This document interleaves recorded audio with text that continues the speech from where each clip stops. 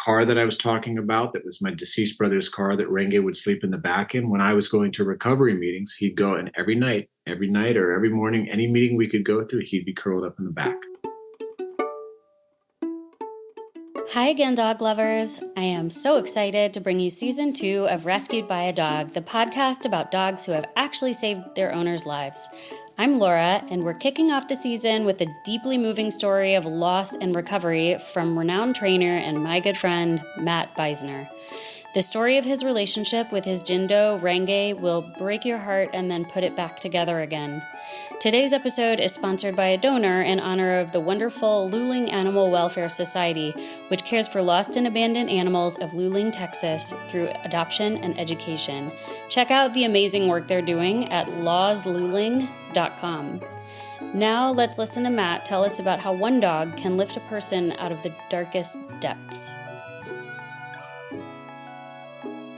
If anybody's listening and you're struggling, you're not alone. I don't know where your help is or how it's going to show up, but you're not alone.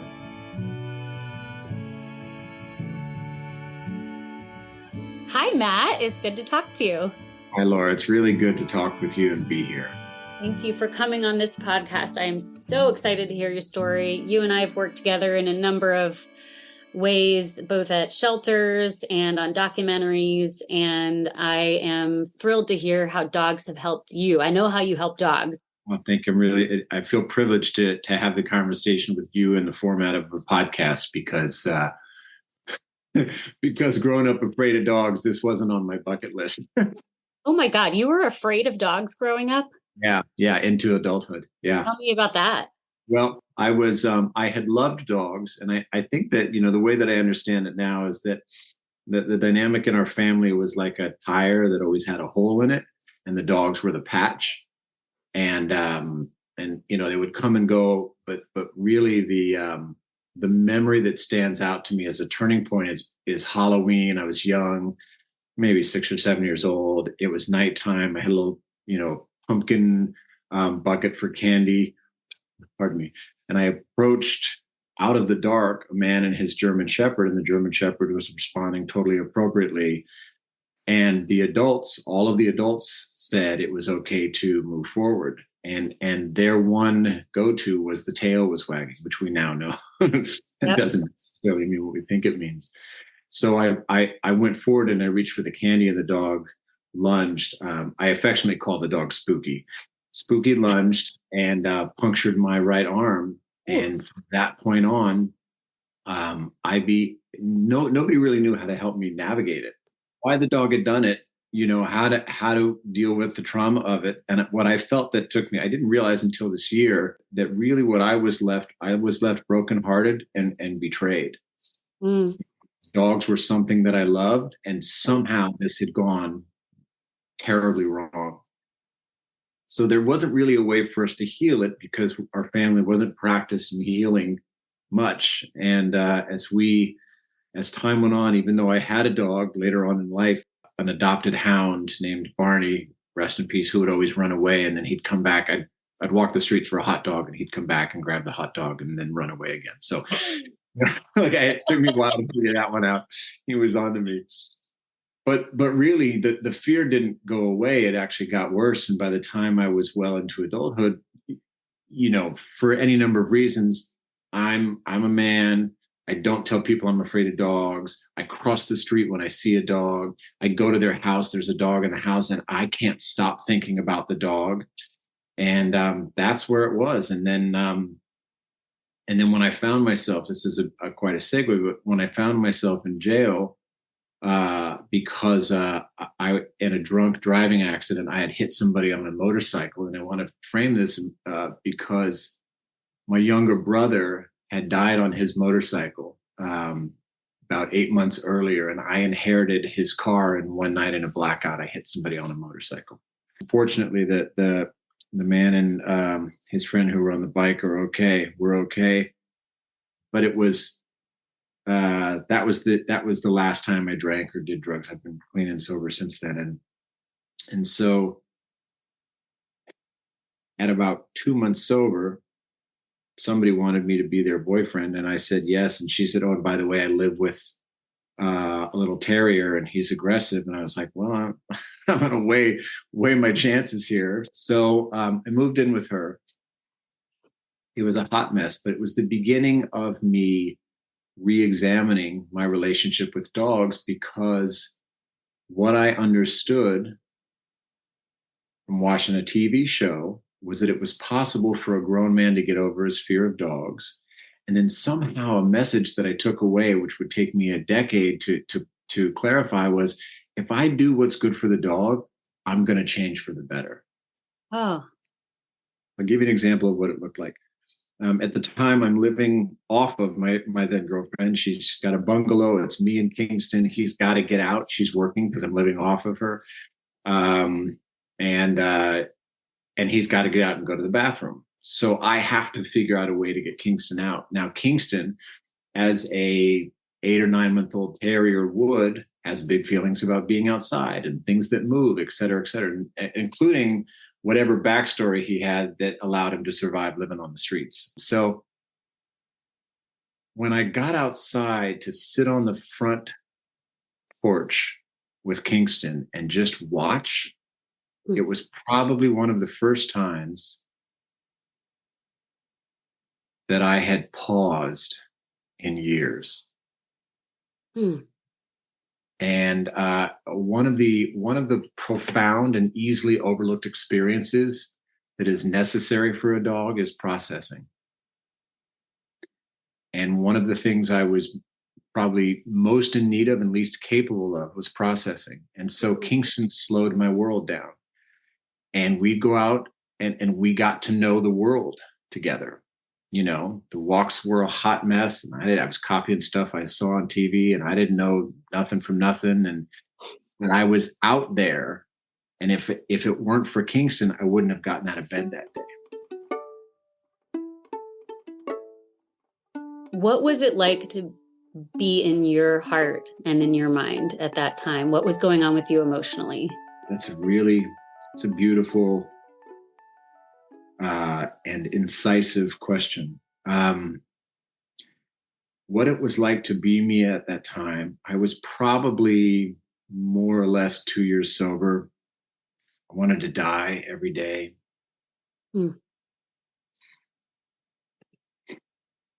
I was trying to function in my sobriety the way I had functioned in my life up to that point, which was really on my own, but grifting what I could from everybody else. And so my state of mind was, I was all over the place. I was relatively unemployable. I think I was making $11 a day as an adult delivery boy. So to any of your listeners, I'm not a model for the state of mind that one should be in when one goes to adopt a dog. I don't know. I might beg to differ because, like you said, when someone feels like, I got to get a dog today, it's because they know their heart can give what's needed and can accept what the dog's able to give. Yeah, you're right. And I will say to counter that, it's become clear to me that nothing is wasted. Nothing I've done with any of my dogs, or frankly, in any of my life, is wasted if I'm willing to use it to help somebody else. Yes. Because then one less dog feels alone or unseen or unmet. One less person feels unheard. And that's how we get back together. My girlfriend and her daughter, whom I'm living with, they came home and said, we saw a dog and we already had Kingston the Terrier. And I said, we are not getting another dog until I make more money or the Yankees win the World Series. and neither of those things happened. But I had begun a regular meditation practice. And I remember being on my mat. And I remember hearing in a meditation, go see this dog. And I did that thing that we do as dog people. I just went to the shelter. And if you'd asked me what I was doing there, I probably couldn't have even given you a straight answer because I don't know why I was aware. Yep. Yeah, how many dog people have accidentally ended up with a dog one day? Somewhere like dogs they're in collusion with Mother Nature as a whole, and they're just going to send out this beam. Yep. This beam that says, somebody right now listening to this is like, I just heard it. That's my message. I got to go get a dog. Yes. So that leads me to my Jindo Renge. And if any of your listeners don't know Jindos, check them out. Their stories, the history of Jindos is amazing. They are, I'm biased, of course, but I would say they're one of the most noble, dignified, elegant, intelligent, sensitive, composed dogs out there.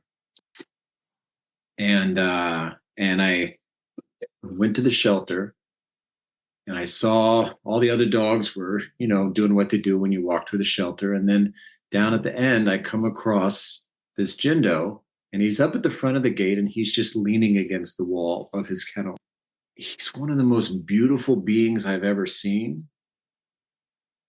But more importantly, if nobility had a look, it would be Renge.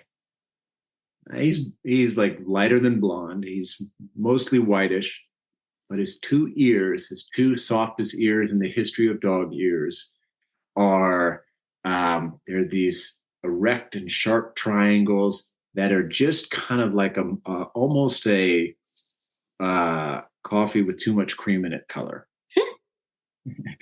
and he's just, and proportionally, if people aren't familiar, Jindos come from the Spitz family line. So that would be Shiba Inus, Akitas. So, you can get a visual of how they look. And he was about 47 pounds, give or take.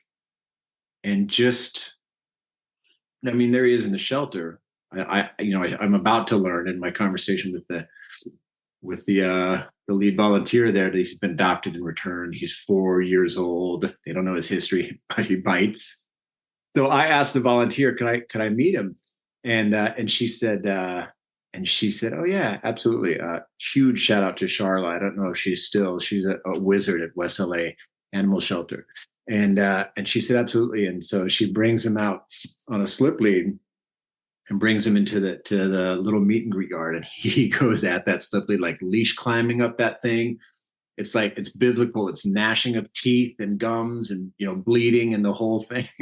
Leash climbing is a common reaction to a high level of arousal or stress that a dog has. And what triggers that level of arousal, it could just be I'm coming out of my kennel and I have big feelings about, walking past other dogs, or it could be, I don't want a leash on me.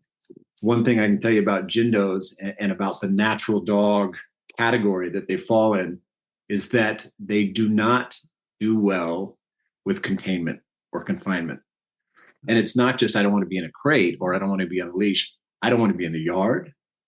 I don't want to be where something is closed off and I don't have access to it. So he leash climbs up this thing. And this handler, that was really my first insight in person to watching a handler with skills. And she's so deft. She's tiny. She can't be more than 5 feet tall and 90 pounds. And she's handling this dog calmly and quietly. And then I stay seated, and then she just stays in there with me and drops the leash. He comes to sniff me. I'm pretty sure she did, don't touch him, but I didn't, I wouldn't have anyway. And then she brings him back in. And I go home and I don't tell my girlfriend and her daughter, whom I'm living with, that I went to see a dog. And I'm in another meditation a few days later, and it comes to me again. Go get this dog. He will save your life someday. And I go to the shelter and I ask to see him again. And Charla says, I don't know why he is still here. I don't know why we still have him here. He's the kind of dog that normally doesn't last this long. And the volunteer brings him out and brings him into the big play yard. And Jindos don't read the way other dogs do. Their comportment is different. Like, you can't tell what their body language means? Is that what you're saying? Correct. You're not going to see really overt signs, from a Jindo in a way that you would, like my pitties, they're very expressive, So with dogs like Jindos, it's easy to miss stuff. I mean, I thought of him as a wolf. He just felt as wolf to me as anything that I had experienced. And then I met and got to work with some wolves. And I thought, yeah, there's some carryover there. So I toss a ball. because dogs like to play fetch, right? And he runs to get the ball, and I go to take the ball from him, and he threatens to bite me. Whoa, okay, I won't do that. And by the way, that behavior right there, that's gonna last for like the next 10 years. I didn't even know that. Right. Right. So I'm in a place that, in early sobriety where I am willing to trust a quieter voice that's not mine. And I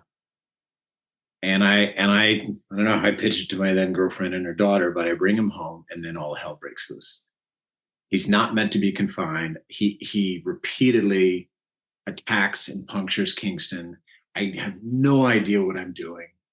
And it's just a mess. And when he's out in the backyard, he chews through the gate and goes running through the neighborhood on a path of destruction. And I discover the only way I can catch him is to be on my bike and find him pooping in somebody's yard. And like that 30-second window where he's pooping, that's where I can get a leash on him. Kingston would run with him, even though they would fight each other. I mean, amazingly, they'd become the best of friends. And we must have had collars on them because people kept being able to find us, or I was out walking them enough where people might recognize, He goes under the bed with my socks. I reach under. I think it's okay to say like a dum-dum. And he growls. This is a pro tip. Do not punish the growl. If you take away that growl, that dog's going to stop growling. You'll be on a fast road to being bit. So he would growl, and then I just got into that really dangerous ego trip. F you, F me, I'm going to take this effing sock. And he was like, okay, I'm going to bite you to make pressure go away. On Dr. Dunbar's bite scale, 1 through 6, 6 being death, 5 being multiple deep puncture grab and hold attacks, 4 being a singular grab and hold puncture attack. Renge was a bite level 5. And in hindsight, I understood the body language. He didn't feel good going into that. I provoked him. He bit me. He didn't feel good afterwards. Yeah. The sorry that people often refer to, my dog seems really upset about it. My dog seems really sorry. It's actually more, and I'm not saying that these are sentient beings, so I'm not saying that there's not remorse, not for me to say, but the arc behaviorally is I'm stressed up to a point. Now I'm over my threshold. I bite. And the continuum of the stress looks like I'm dazed or stunned or sorry or remorseful. What was it in you that made you say, I'm not going to give up on this dog?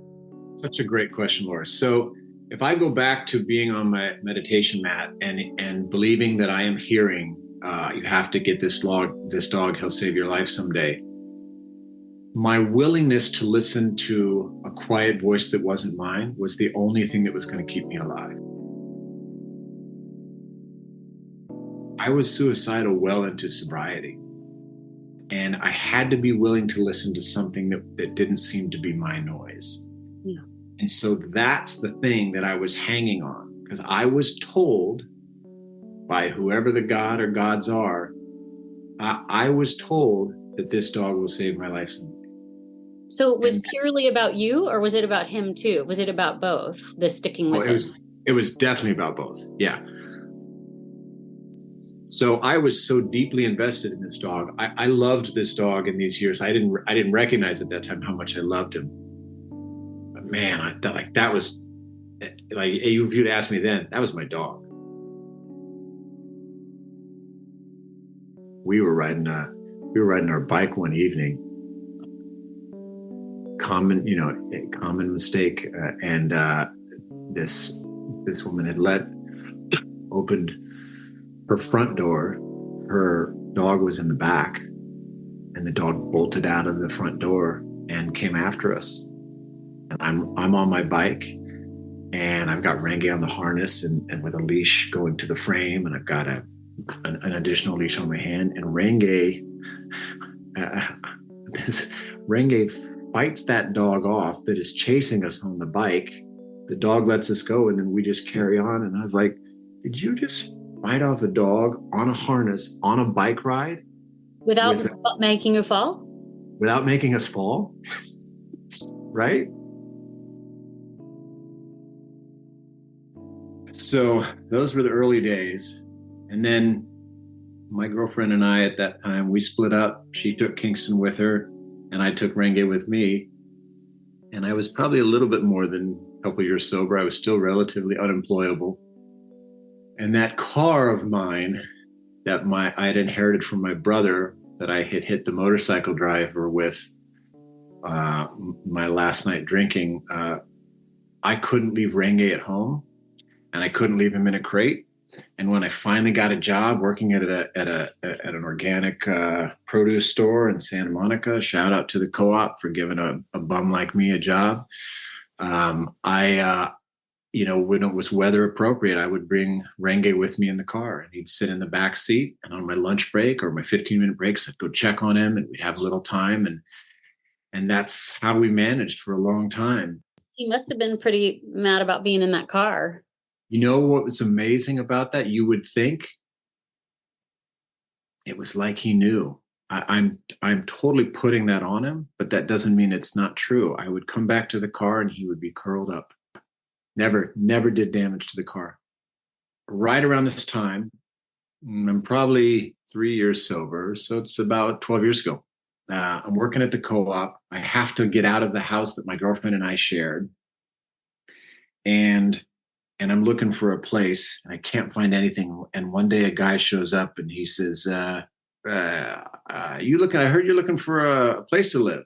You just kind of got to talk to everybody. And I said, yeah. And he said, well, I might have a couple places for you. So he says to me, all right, I already got somebody who's going to take the place that I have in mind for you, but I'm going to give it to you because you're the kind of guy who doesn't give up his dog to move. And I want to say to the listeners, I am not anti-rehoming. I'm not passing judgment there because I facilitate a lot of those conversations because this is about quality of life for everybody involved.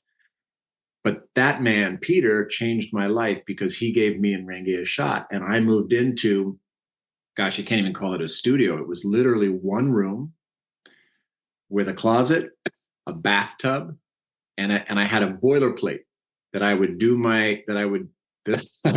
cook on, and I would do my dishes in the bathtub. And somehow I started dating somebody, and she would come over, my now wife Brooklyn, and she would come over, and we would have meals on the one floor that had space.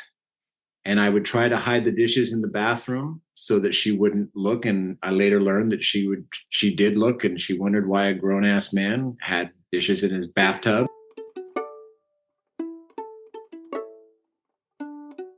Clinical separation anxiety, which one might say that Renge had, is a series of panic disorders that usually kick up in the first 30 minutes of the dog being left alone. So this is not the same thing as FOMO, where Laura's left the house, but Laura's husband is still there and the dog is bugging out.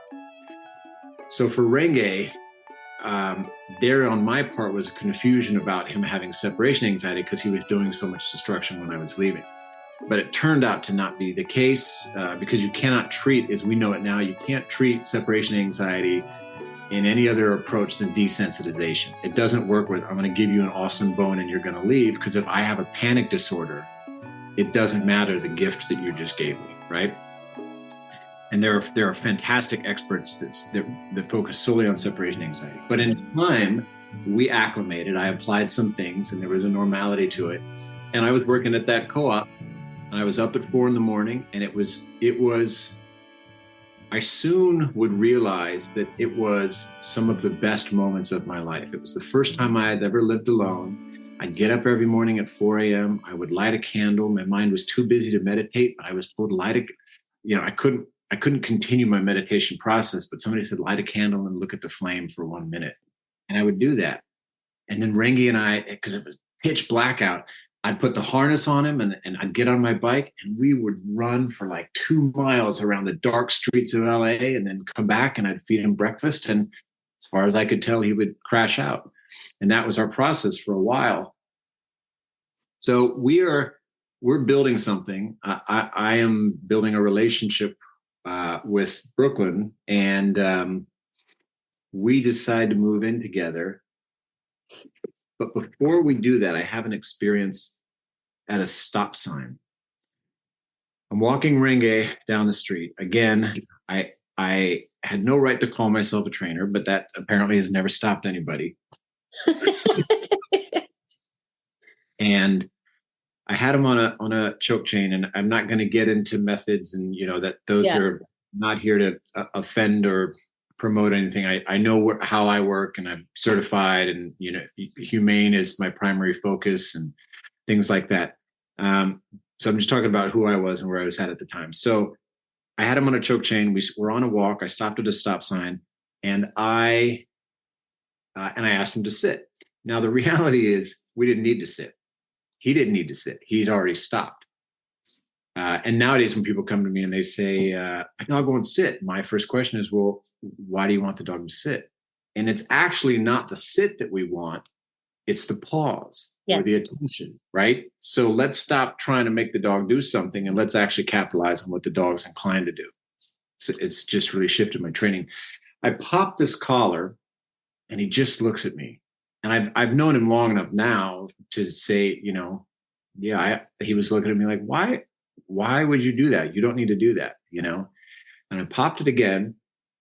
And this woman pulls up at the stop sign, and she rolls down her window, and just like a godsend, this woman says, that looks like that hurts. And she says it with the kind of insight and consideration that makes it possible for me to never forget it. And any of us that live with dogs, we practice behavior. Any of us that train, we practice behavior. It takes time to unlearn things. It would take me time to unlearn some of that. But what I recognize is that I was embarrassed about the possibility that this total stranger thought that my dog didn't respect me. Oh. Right? Rather than being embarrassed about the fact that I'm treating my dog poorly because I need respect, because at my heart, I actually feel unrespectable. Did you recognize that in that moment? I recognized like half of it, which is great, but a really uncomfortable place to be. Like, oh my God, I'm doing something that's not right by this dog, and I'm not sure how to change it. So that was one of that was really one of the more impactful immediate experiences in my life with Renge. And then a second one was I'm walking him one day in that same neighborhood, and I'm practicing being looser on the leash, and I'm walking him, and we come up against this beautiful effervescent pit bull who's at a local body shop. And she's always at the fence wagging and wagging. And I'm walking by with Renge, and I thought, I'll go for like a nose-to-nose meeting at the fence. He's just gentle with her and kind. And all of a sudden I realized, God, Renge might be able to live with another dog. So that leads us to another amazing story about our dog Nama, and Nama became Renge's first new friend since Kingston wasn't living with us anymore. Nama is, let's see, so if the landlords are listening, Nama is a Labrador mix. There we go. Yeah. So I start to see a side of Renge in my personal practice of bracing against life rather than embracing for life. I am prepared for the worst, because that's kind of what happens. You grow up with trauma, you brace yourself. I mean, that's what happens. So Renge and Nama and I and my wife Brooklyn, we managed to find a way to live together. We actually managed to move in together. Tell me you weren't still in that tiny room with the bathtub in the living room.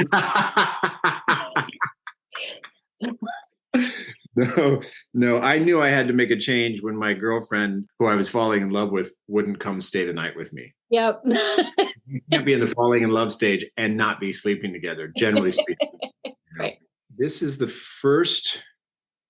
beginning of my life being saved, what I'm about to share now. And to think about it, and different people will have different experiences of what a saved life is. But I can tell you the seminal moments in my life that were a direct result of Renge being there. For example, the car that I was talking about, that was my deceased brother's car that Renge would sleep in the back in. When I was going to recovery meetings, he'd go, and every night or every morning, any meeting we could go to, he'd be curled up in the back. Mm. You know, he's gone to thousands of meetings with me over the years. You know, he was the one person. He was the one being I could trust at a time in my life where I was untrustworthy and could trust no one.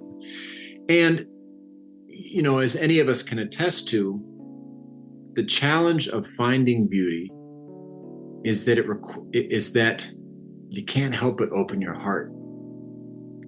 And that is not easy. Living an open-hearted life is not for the weak. It is for the vulnerable. And vulnerability requires a strength that most of us don't think we have. Hello, listeners. This story is so deep, there's so much in it that I'm going to split it into 2 episodes so that I don't have to cut it down. So tune in next week for part 2 of Matt Beisner's beautiful journey with Renge.